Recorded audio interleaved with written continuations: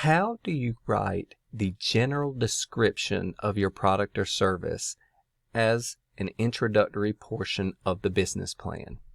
Well, to begin with, the general description concerns the problem that you solve. Oftentimes we talk about startup ventures as solving a problem, meeting a need, alleviating a hurt, satisfying a want, that type of thing. I like to call it solving a problem, because all of those, if you have a need, you have a want, there is a desire, there is something that you otherwise don't have. Fulfilling that need, providing that for that want, then you're solving a problem. Okay, so up front, you need to state immediately, what problem are you solving? Next, you're going to say, how do you do it? How does your service, how does your product solve that problem, meet that need, alleviate that want? Okay, if you can craft that in a compelling way, you've really got somebody's attention.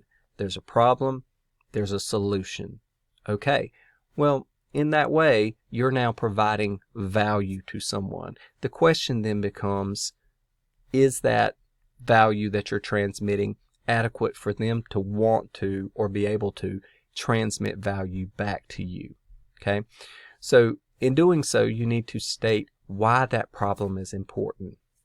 Because if something is important enough to someone, if the level of priority for that customer or client is high enough, then they are willing to transmit value back. Think of the highest priority problem. That would be someone's health and safety. In a scenario like that, someone would give anything they have to solve that problem, right? That is the ultimate degree or the highest level of priority.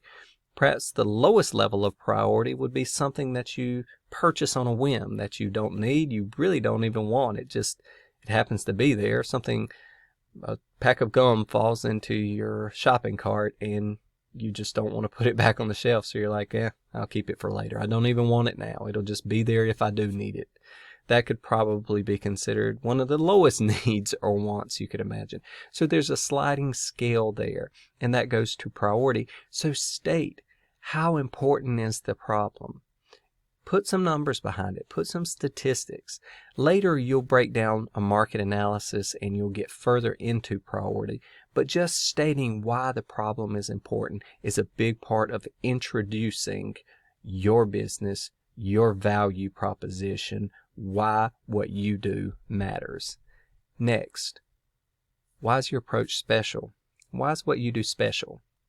If something is a need or a want, it's probably being met in some other way. Perhaps not fully, perhaps not as well as you're meeting that need or want for the customer or client. Well, explain why. Explain why what you offer is special. You can think in terms of what Michael Porter taught us about the generic strategies, that something is either different or it costs you less to provide it.